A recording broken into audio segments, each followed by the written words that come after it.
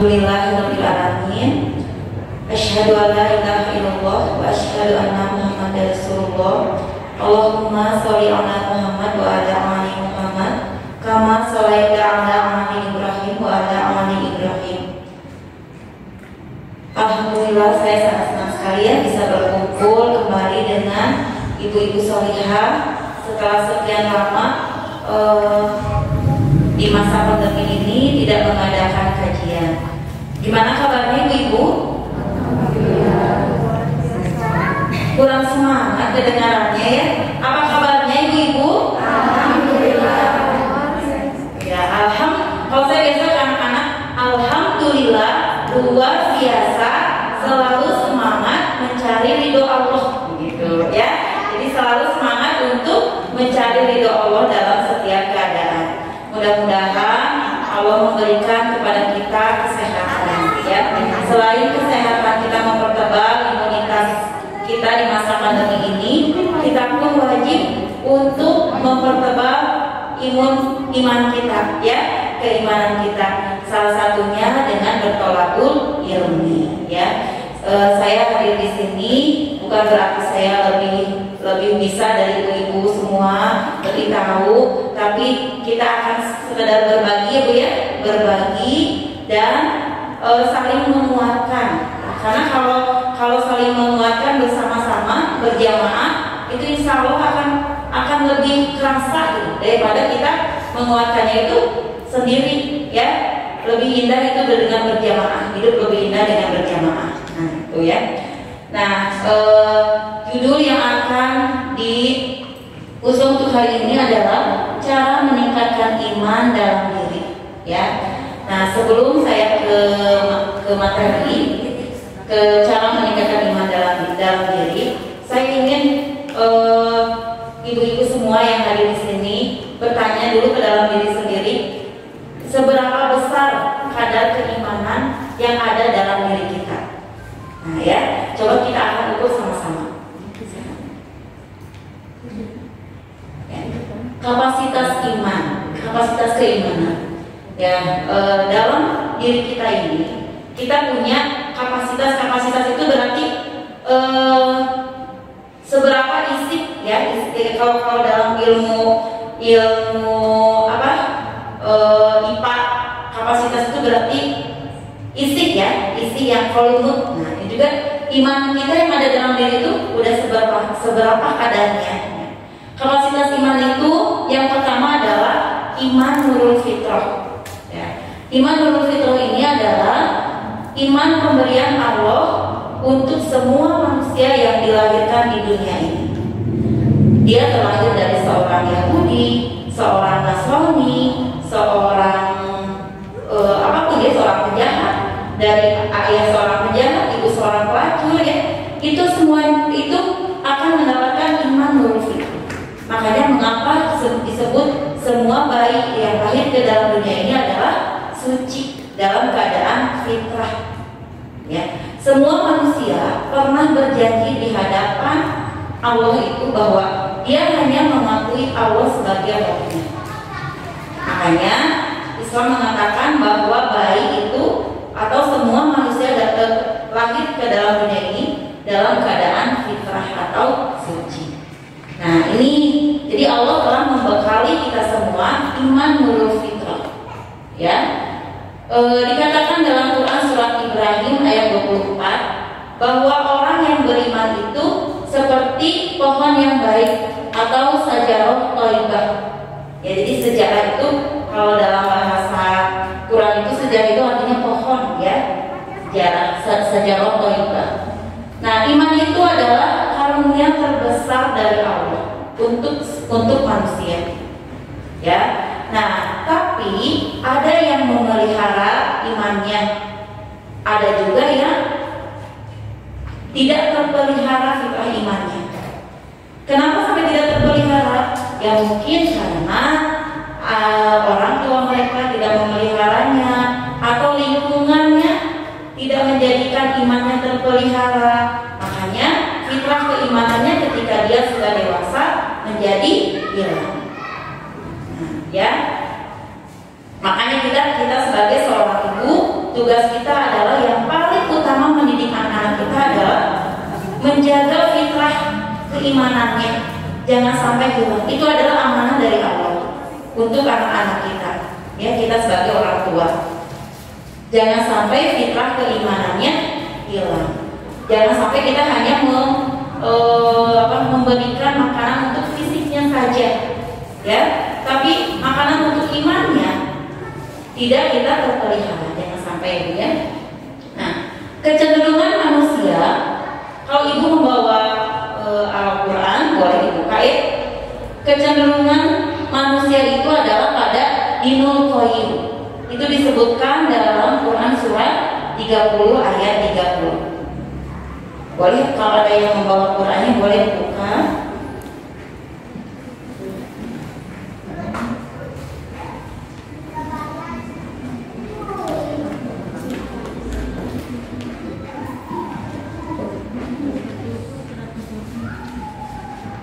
Sudah menemukan, Bu?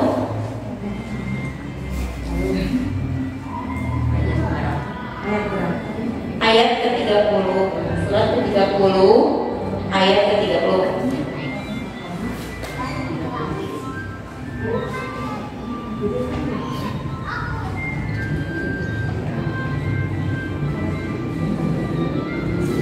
Boleh ada yang sedang untuk membacakannya?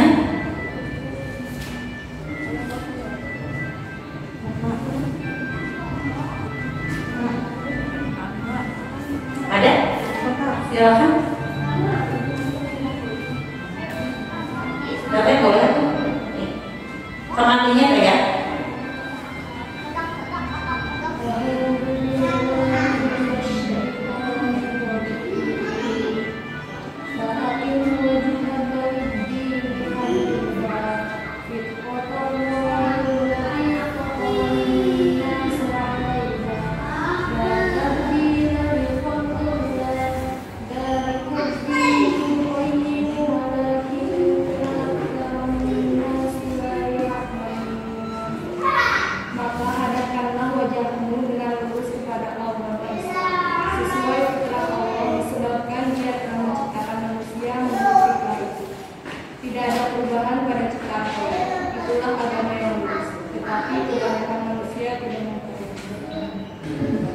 Jadi yang dimaksud dengan dinul qayyim pada ayat ini adalah aturan Allah yang sesuai dengan pola dasar penciptaan makhluk oleh Allah. Ya. Jadi manusia itu orisinilnya berada dalam keadaan fitrah, yaitu semuanya juga dalam keadaan baik, mengakui Allah sebagai Rabb-nya. Ya. Nah, apa buktinya bahwa semua manusia terlahir dalam keadaan fitrah? Contohnya kalau kita lihat sejarah, dulu ketika Abu Lahab dan Abu Jahal itu kan sangat membenci Rasulullah, ya. Tapi ketika mereka mendengar Al-Quran dibacakan, ya, hati mereka tersentuh. Sampai dalam sebuah kisah, suatu saat Abu Jahal sedang mengintip rumah seorang mukmin yang membacakan Al-Quran. Dia sangat tersentuh sekali hatinya. Terus mengelak-ngelak, ternyata Abu Lahab juga sama, sedang mendengar sampai mereka beradu badan gitu ya. Nah, mereka saling menanya, Abu Lahab, kamu lagi apa di sini? Ya, saya sedang mendengarkan dia membacakan Al-Quran. Kamu sedang apa? Saya juga sama. Ternyata Al-Quran itu begitu indah, ya. Iya. Jadi gimana tuh kita mau mengakui Muhammad sebagai nabi? Wah, jangan. Ya, kalau begitu mereka nggak mau, ya. Tapi kalau ketika mendengarkan Al-Quran, hatinya tersentuh. Tapi ketika ingin mengakui Rasulullah sebagai Nabi Muhammad sebagai Rasulullah, mereka tidak mau. Tapi kalau Al-Quran itu diakui oleh mereka bahwa Al-Quran sangat menyentuh hatinya. Contohnya lagi ketika Rasulullah memperdengarkan surat An-Najm di hadapan orang-orang Quraisy. Di surat An-Najm itu kan ada kata-kata yang tunduk kepada Allah gitu ya. Jadi ada ayat sajdah di sana ya. Ayat yang harus ketika mendengar itu sujud. Nah, orang-orang Quraisy juga otomatis mendengarkan surat itu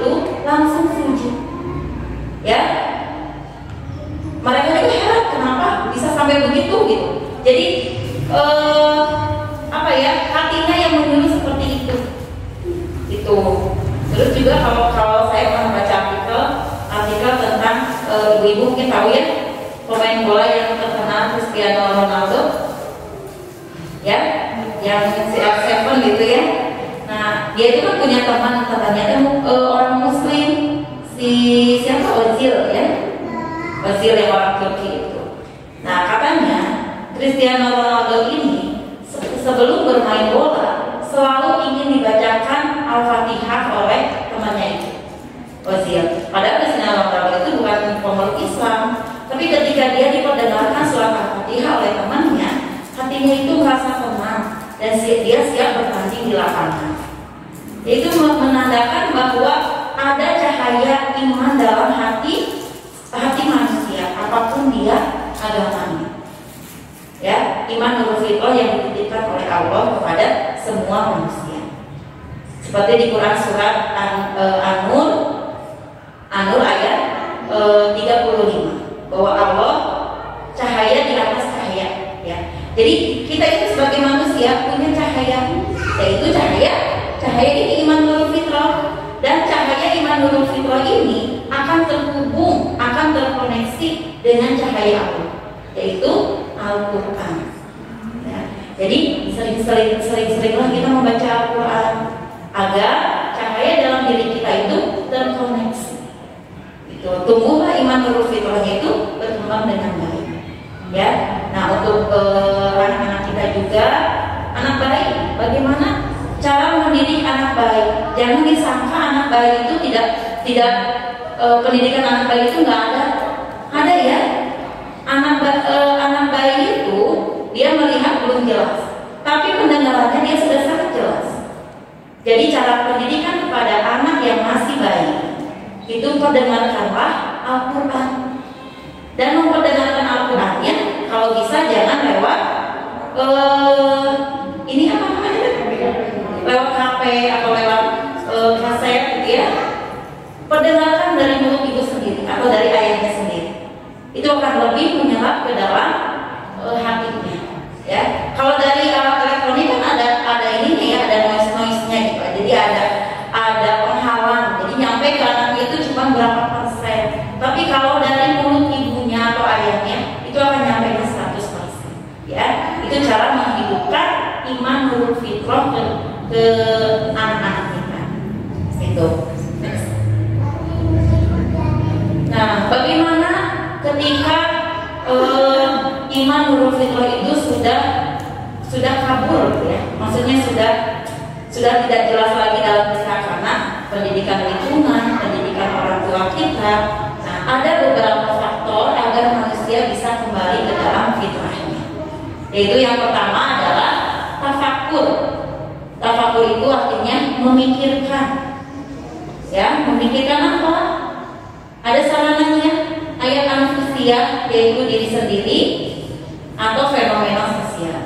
Pernahkah ibu-ibu sekalian memikirkan diri kita sendiri? Duh, kita teh ngapain ya di dunia ini? Buat apa? Terus nanti kalau udah mati mau kemana? Ya tafakur dulu kita teh bisa dari segumpal air mani bisa hidup menjadi seorang manusia. Nah, itu semua dibahas di dalam Al-Quran ada, ya, untuk apa kita hidup, terus sedang apa, tujuan apa di dunia ini, buat apa, ada semuanya, ya, ada. Nah, itu ada di Quran surat 30 ayat 8, ya, perintah untuk bertafakur atau berpikir, memikirkan diri sendiri, fenomena sosial, atau juga ayat al-fakiyahnya, fenomena alam, sejarah, ayat kauliyah, ayat-ayat dalam Al-Quran. Nah, sejarah juga jangan dipandang enteng sejarah, Bu, ya, karena kehidupan yang ada di dunia ini adalah pengulangan, ya. Kayak masa pandemi ini sebenarnya bukan hal yang aneh, ya, bukan sekali saja ada penyakit yang seperti ini. Ini sudah kalau dihitung dari sejarah udah, kalau nggak salah saya 13 kalinya terjadi seperti ini, ya. Jadi jangan menghadapinya seperti wow gitu gimana ya? Karena memang ini sunatullah akan terjadi dan terjadi lagi. Bukan yang pertama dan bukan pula yang terakhir pandemi seperti ini. Nah, lalu yang kedua adalah tanzurun. Tanzurun itu mengamati. Ya. Lalu yang ketiga tazabur, mengkaji. Nah, itu faktor agar manusia kembali kepada fitrahnya. Tafakur, tanzurun, tazabur. Sarananya bisa ayat anfusia. Ayat-ayat anfusia itu adalah diri kita sendiri ya. Ayat al-fakiyah itu adalah fenomena alam atau mempelajari sejarah. Lalu ayat-ayat dalam Al-Quran. Nah, ketika kita sudah belajar menjaga fitrah keimanan kita, maka kita akan tazakur, mengingat Allah, sering mengingat Allah, lalu tasyakur, sering bersyukur kepada Allah. Nah, itu ya. Dengan kita mengembalikan fitrah keimanan kita, maka kita akan sering mengingat Allah. Itu ada di Quran surat 3 ayat 190 sampai 191, dan tasyakur itu di Quran surat 3 ayat 144. Ya, sehingga kita itu akan menjadikan adanya jalinan keterikatan antara Allah dan diri kita, sehingga selalu mengingat, mencari, mengutamakan Allah dalam segi kehidupannya. Itu baru kapasitas iman yang nomor 1, iman nurul fitrah. Ketika kita menjaga iman nurul fitrah kita akan sedahsyat ini, Bu ya. Nah, tahapan kapasitas iman itu ada 4. Ini baru nomor 1. Sudahkah kita sudah di tahap ini? Insya Allah ya Bu ya, mudah-mudahan kita selalu menjaga fitrah keimanan kita.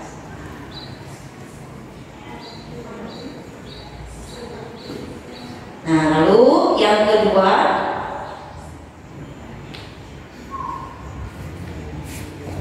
adalah iman asasul amal. Ini tahap yang kedua. Ya, iman sebagai landasan perbuatan seorang muslim. Ya, jadi untuk seorang muslim dia tingkah lakunya itu adalah berdasarkan keimanannya, bukan berdasarkan hawa nafsunya. Ya, ibadah itu kan bukan sekedar hanya ibadah mahdoh saja ya. Bagi seorang mukmin, apapun yang dilakukannya, segala ikhtiar yang dilakukannya itu adalah ibadah, karena dia melakukannya hanya untuk dan karena Allah. Ya, indahnya menjadi seorang muslim. Indahnya menjadi seorang muslim itu seperti itu. Apapun yang dilakukannya adalah ibadah. Ketika amalnya itu sudah dilandaskan dengan keimanannya. Di Al-Quran disebutkan betapa perbuatan baik seorang manusia, tapi tidak dicapai oleh Allah, tidak dibenarkan baik oleh Allah. Kenapa? Karena tidak dilandaskan dengan iman. Ya, karena iman itu adalah seperti apa ya? Pondasi untuk melakukan sesuatu. Jadi misalnya gini, orang itu baik, baik sekali, tidak ada cacatnya di mata manusia. Segala perbuatannya baik, tingkah lakunya baik, tapi dia melakukan semua itu adalah hanya untuk sosial, misalnya ya, sosialnya sebagai manusia, bukan karena keimanannya kepada Allah. Nah, itu tidak diberikan apa-apa oleh Allah Ta'ala. Nah, saya pernah mendengar ceramahnya Dr. Zakir Naik, ya. Nah, ada yang bertanya, seorang Nasrani, ada yang bertanya, katanya gini, kenapa kalau surga itu hanya untuk seorang mukmin, untuk yang beragama Islam saja, menurut orang Islam? Kalau orang di luar Islam yang tidak yang berbuat baik, apakah mereka tidak berhak surga? Terus Dr. Zakir itu menjawab, begini perumpamaannya. Bila kita masuk sebuah universitas, ya, terus belajar selama 4 tahun, ya, terus pasti kan akan mendapatkan ijazah. Nah, sedangkan ada seseorang yang dia tidak mendaftar dulu, tidak tidak mendaftar dulu, tapi dia belajar aja selama 4 tahun. Apakah dia akan mendapatkan ijazah? Enggak ya, meskipun sama belajarnya 4 tahun. Nah, begitu juga itu sistem Islam. Jadi meskipun dia sudah berbuat baik, berbuat benar, berbuat gimana gitu ya, tapi kalau dia tidak mendaftarkan diri keimanannya kepada Allah dan Rasulnya, atau dengan kata lain bersyahadat, berarti tidak dianggap itu perbuatan baiknya, ya. Nah, jadi inilah amal iman itu sebagai landasan perbuatan seorang muslim. Jadi tidak salah Allah menempatkan syahadat sebagai rukun Islam yang pertama. Ya, karena dengan mengikrarkan diri kita beriman kepada Allah dan Rasulnya, itu sudah menjadi sebuah wadah untuk segala amal-amal soleh kita, menjadi sebuah landasan kita untuk mengerjakan amal soleh kita, ya. Jadi jagalah syahadat kita jangan sampai terkotori oleh kemusyrikan. Situ kan syahadat itu asyhadu alla ilaha illallah wa asyhadu anna Muhammad Rasul. Aku bersaksi tiada Tuhan selain Allah. Ya, aku bersaksi bahwa tiada Tuhan selain Allah. Nah, bila dikotori dengan sebuah kemusyrikan atau menyekutukan Allah, maka syahadat kita sudah terkotori. Ya, dan amal kita pun menjadi berantakan kalau imannya sudah tidak suci lagi. Nah, itu tidak semua amal perbuatan baik dicap benar oleh Allah itu ada di Quran surat 4 ayat 123 atau 124. Itu banyak ya ayat yang mengkaji tentang itu. Nah, amal yang tidak dilandasi iman itu ibarat fata morgana. Ibu-ibu tahu ya semuanya apa artinya fata morgana?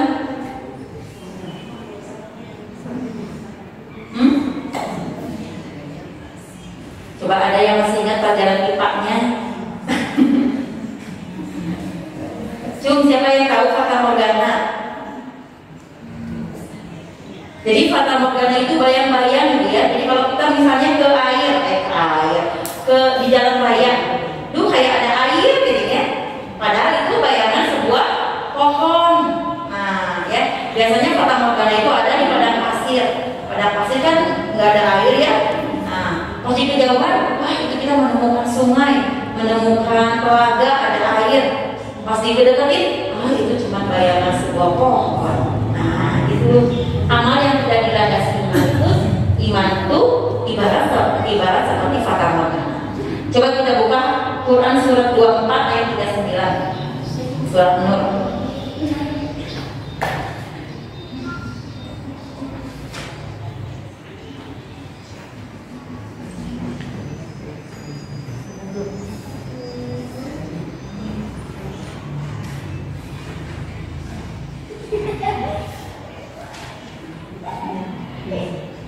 Boleh kan dibacain lagi?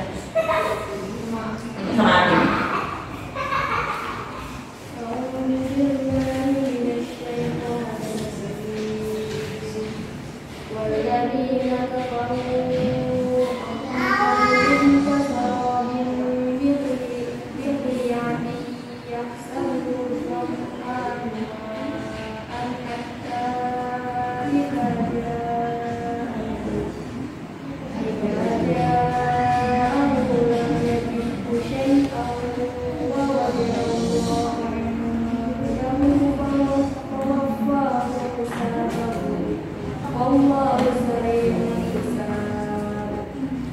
Dan orang-orang yang kafir, perbuatan mereka seperti fata morgana di tanah yang datar, yang disangka air oleh orang-orang yang dahaga. Tetapi apabila didatangi tidak ada apapun, dan didapatinya ketetapan Allah baginya.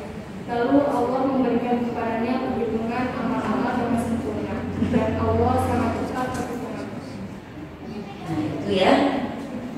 banyak orang yang menganggap bahwa perbuatannya, hasil karyanya, pikirannya adalah baik dan yakin akan mendapat pahala.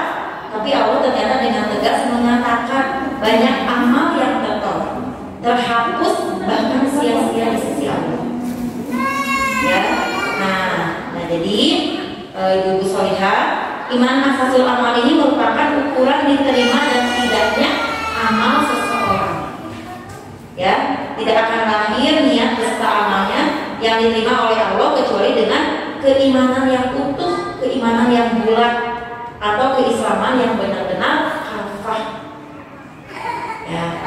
Ya, jadi jangan sampai kita melakukan sebuah perbuatan baik tetapi sia-sia, tidak berarti di Allah. Ya. Nah, amal seseorang yang tidak dilandasi iman asasul amal itu akan menjadi tertolak bahkan terhapus amalannya. Nauzubillahi dari dia. Nah, makanya sekali lagi perhatikan kapasitas iman sebagai asasul amal ini. Sungguh sebuah kerugian bila kita melakukan sebuah perbuatan tapi sia-sia di sisi Allah. Tuh. Itu yang kedua. Lalu yang ketiga, iman bunyanul Islam. Ya.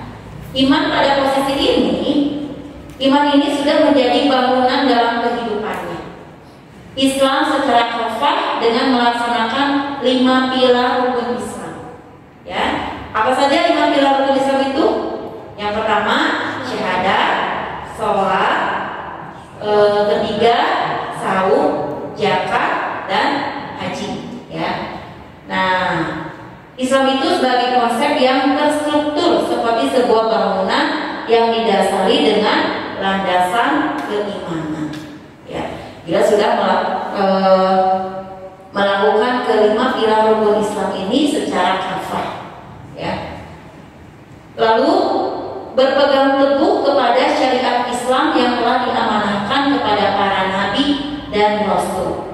Jadi setiap nabi dari zaman Nabi Adam sampai zaman Nabi Muhammad itu sama, semuanya diperintahkan oleh Allah untuk berpegang teguh kepada syariat Islam. Jadi kalau ada yang mengatakan bahwa Islam itu datangnya hanya ketika Nabi Muhammad diangkat menjadi nabi, itu salah. Karena semenjak zaman Nabi Adam pun itu adalah tujuannya untuk menegakkan syariat Islam. Ya, Islam itu kan artinya penyerahan diri. Ya, Islam itu penyerahan diri total kepada Allah.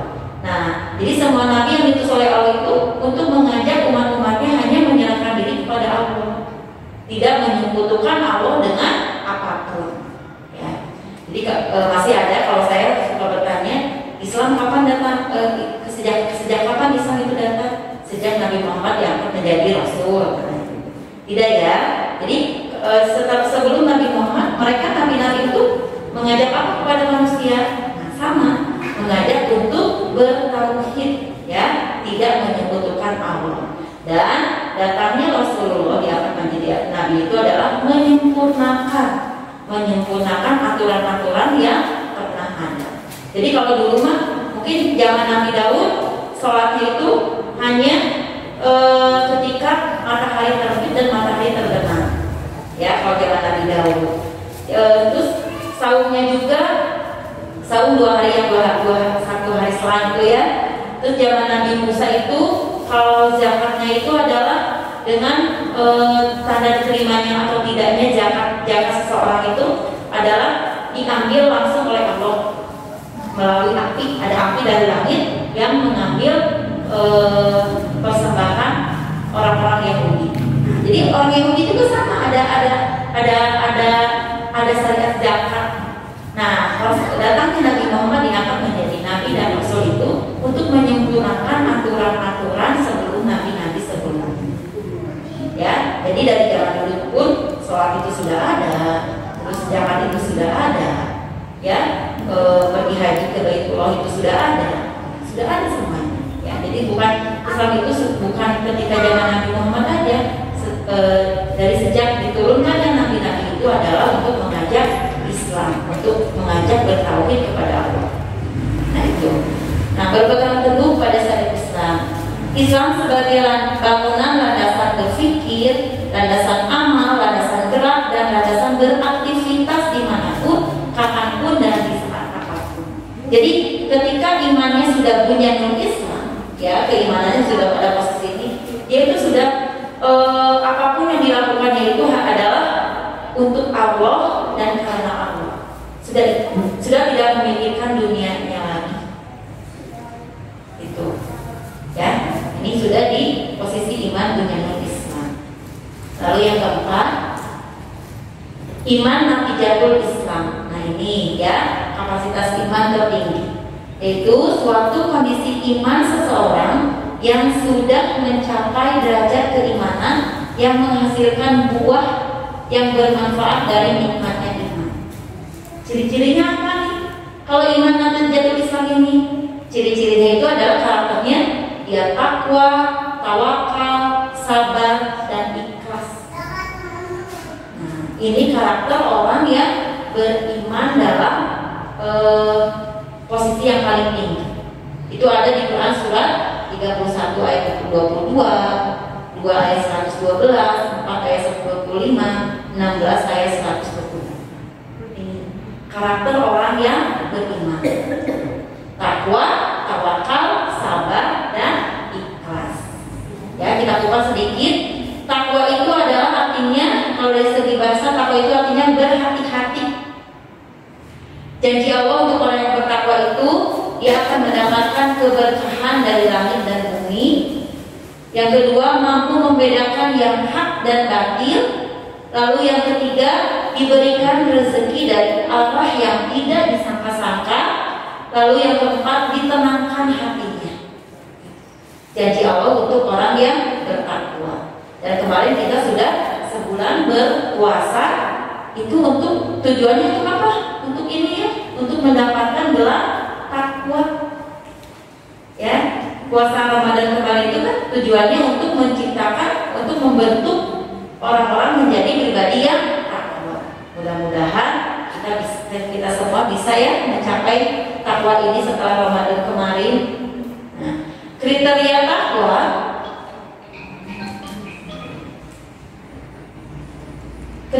takwa itu ada di Quran surat 2 ayat 1 sampai 5, 3 ayat 133 sampai 136. Nanti ini buat bekal ibu-ibu. Saya tidak akan bisa membahas satu-satu ya dikarenakan waktu. Ini bisa jadi bekal buat ibu-ibu buat membuka Al-Qur'annya ya. Nah, kriteria takwa ada di sini.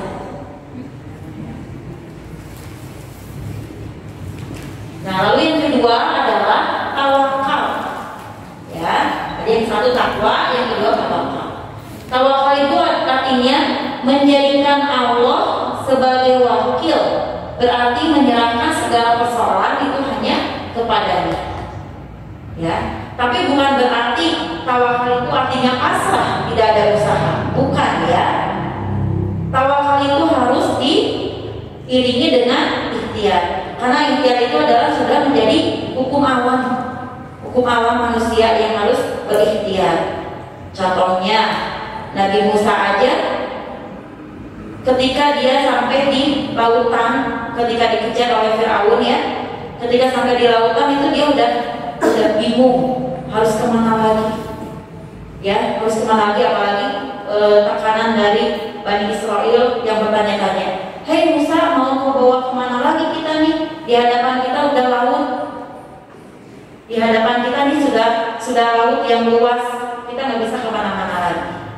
Nah di situ Nabi Musa bertawakal dulu pada Allah, dia menyerahkan segala urusan kepada Allah, lalu Allah memberikan ikhtiarnya yaitu memukulkan tongkat di atas lautan sehingga lautan itu menjadi terbelah. Nah, jadi kita pun sebaiknya bertawakal dulu kepada Allah. Serahkan libatkan Allah dalam segala urusan kita.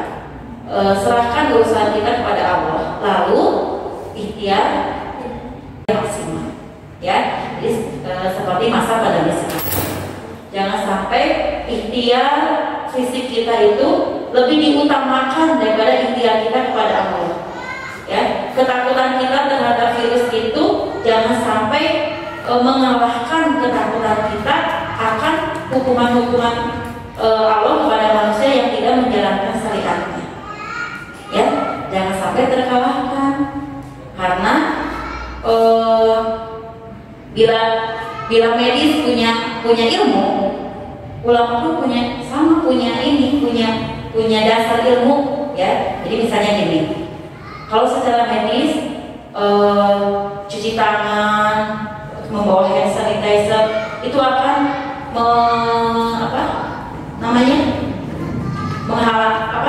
mencegah kita dari penyakit corona. Ya. Nah, kita pun mempercayai sekali itu bisa jangan sampai terjadi seperti itu, ya. Karena itu adalah ikhtiar manusia.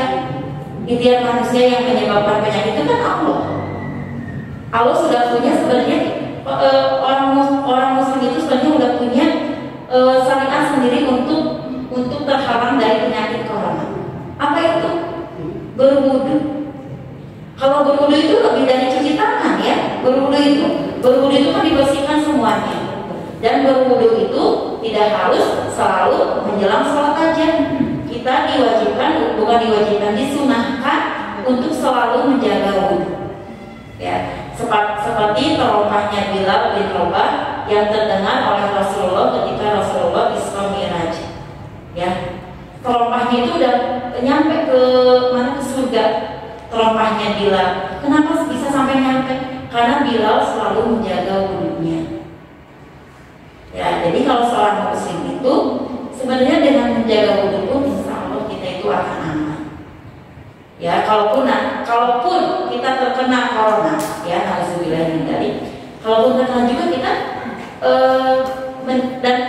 misalnya meninggal dalam keadaan Islam, dalam keadaan menjalankan syariat Islam, ya.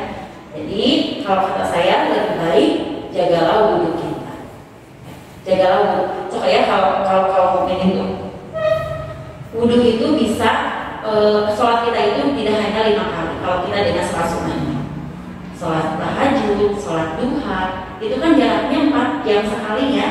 Dan katanya virus corona itu bisa mati dalam tubuh manusia dalam waktu 4 jam. Nah, jadi kalau dibersihkan dengan berwudu minimal 4 jam sekali, insya Allah akan terhapus, akan hilang dengan sendirinya.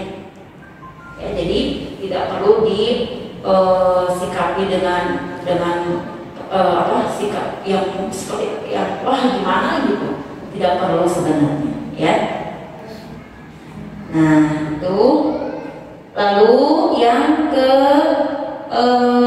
ayat-ayat tentang tawakal itu ada di Quran surah 10 ayat 84, 12 ayat 67, 14 ayat 12, 8 ayat 2, banyak, ya. Nanti ibu-ibu bisa pelajari, bisa lihat. Lalu yang ketiga adalah sabar. Nah, ya, sabar itu adalah menahan diri dari keluh kesah. Susah sekali pastinya, ya. Yang namanya manusia itu pasti penuh dengan keluh kesah manusia itu. Nah, sabar itu harus menahan diri dari keluh kesah. Kalau diberi oleh Allah segini tidak sesuai dengan harapan. Nah, tadi kan tawakal, ya. Tawakal itu adalah ketika kita sudah berusaha tetapi hasilnya tidak sesuai dengan yang kita inginkan. Nah, itulah letak tawakal. Disitulah letak ketawakalan kita. Nah, itu juga nyambung lagi sama sabar, ya. Jangan sampai kita berkeluh kesah ketika kita tidak mendapatkan apa yang kita inginkan. Untuk seorang mukmin dikasih segitu juga alhamdulillah, dikasih segini alhamdulillah. Pokoknya mah hidupnya itu dalam segala kondisi apapun selalu bersyukur. Tuh, ya. Ayat tentang sabar ada di Quran surat 16 ayat 2, 31 ayat 17, 3 ayat 200, 2 ayat 177, 13 ayat 22 sampai 24, 46 ayat 35, 2, 153. Itu diantaranya, sebenarnya masih banyak lagi. Nah, lalu yang terakhir, kriteria dari iman natijatul Islam itu adalah ikhlas, ya. Ikhlas itu memurnikan segala pengabdian hanya pada Allah semata. Jadi kita pergi bekerja bukan hanya cita-citanya mencari uang yang banyak, enggak, ya, tapi hanya untuk pengabdian kepada Allah. Apapun yang dilakukannya adalah untuk mengabdi kepada Allah, untuk menunaikan tugasnya sebagai hamba Allah. Ya, karena kita semua ini bukan makhluk Allah lagi, tapi sudah menjadi hamba. Kalau makhluk Allah ya kayak tumbuhan, hewan itu adalah makhluk Allah. Tapi kalau hamba itu adalah berarti sudah punya tugas. Ya, seorang abid itu punya tugas. Nah, itu yang harus kita ketahui, apa tugas kita sebagai manusia ini. Kalau kita di dunia ini cuma sekedar makan, minum, punya anak, itu mah tuh nggak ada bedanya kita sama sapi, ya, sama domba. Kalau hanya seperti itu. Nah, tapi untuk seorang manusia, seorang hamba Allah itu ada tugas khusus untuk mereka.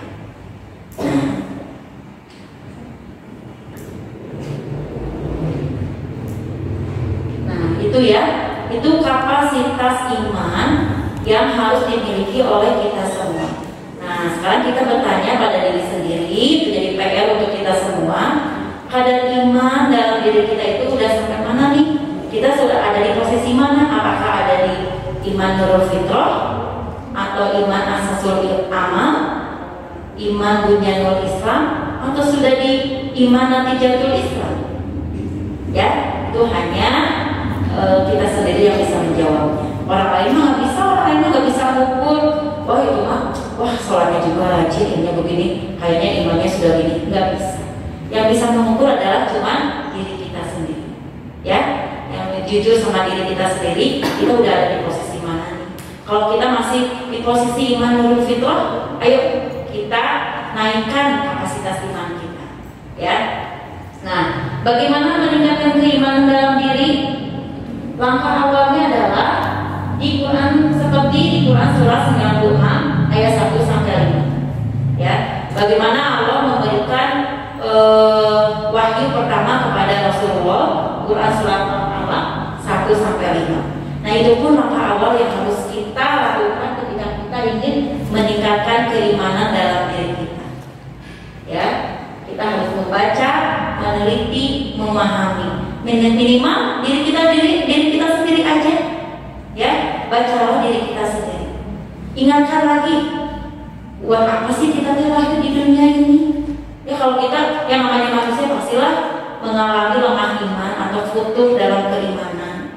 Ya, apalagi sekarang kurang hiburan. Oh, macam segala rosen misalnya gitu ya. Nah, ya, kalau ingat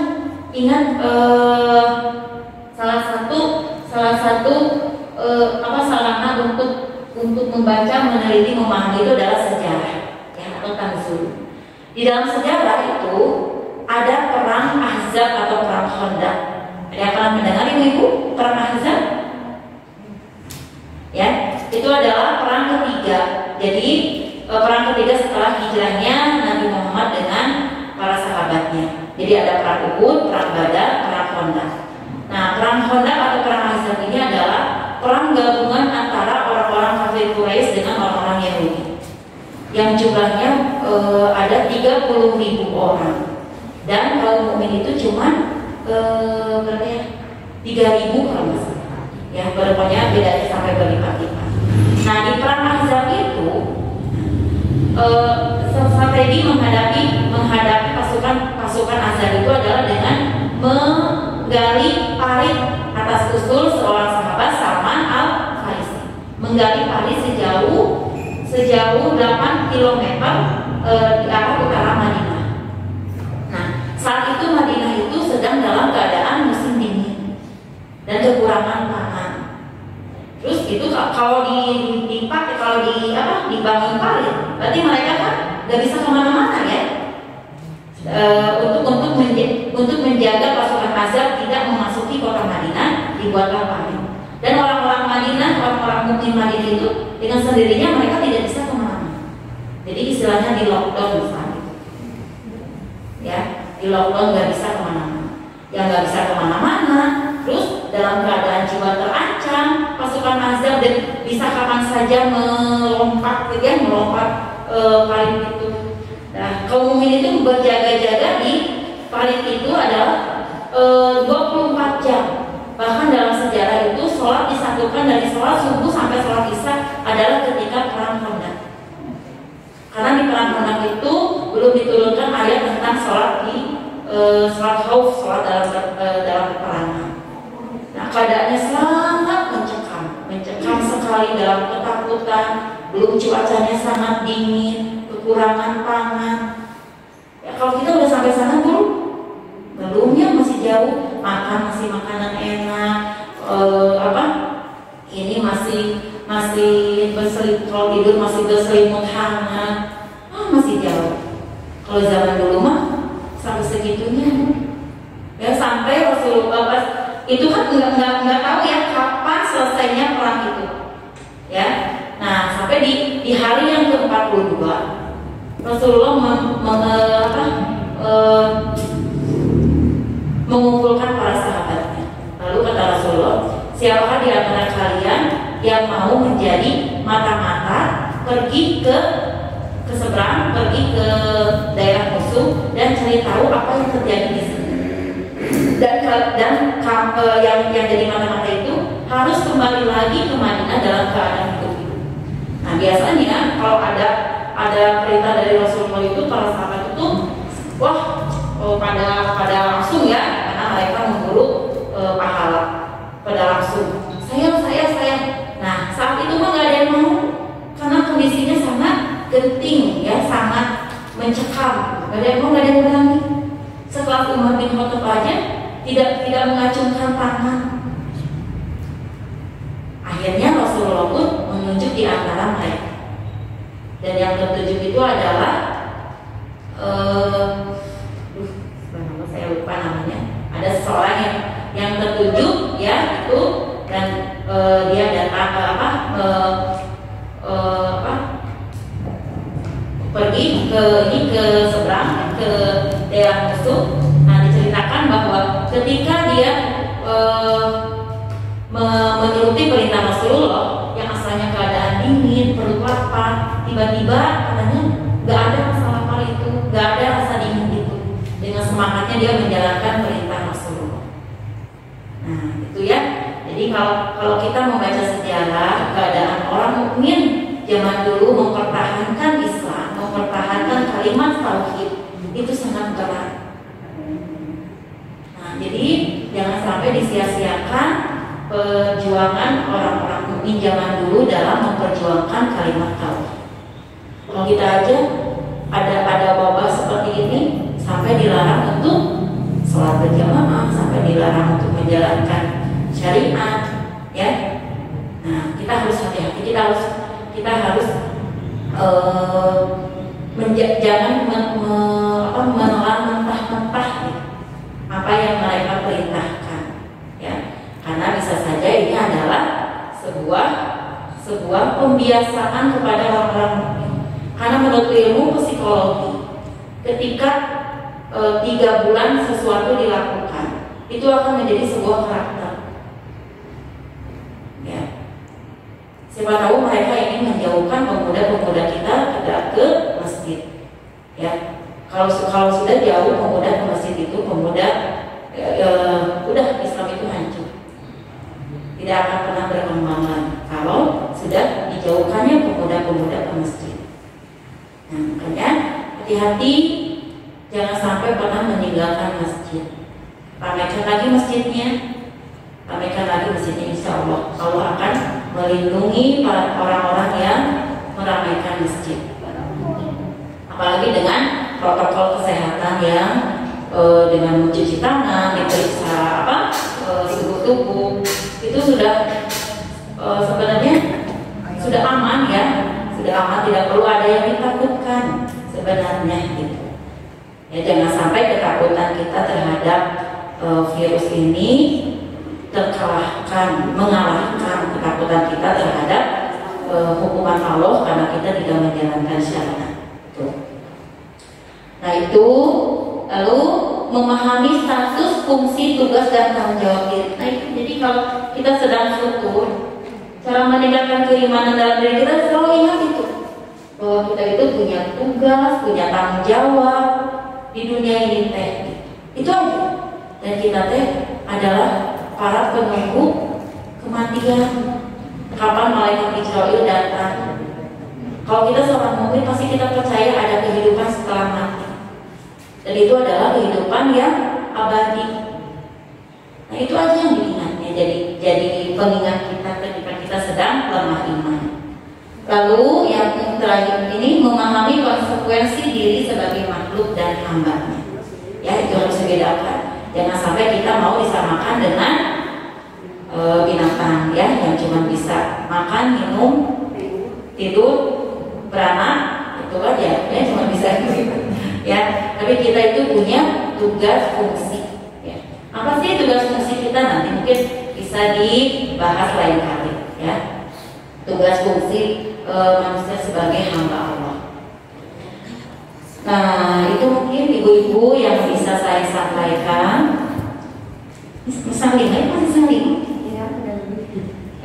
di HP saya jam 5 di 10 ya. Mungkin bisa ada beberapa pertanyaan ya yang bisa diajukan, mangga. Mudah-mudahan saya bisa menjawabnya. Karena ibu barangkali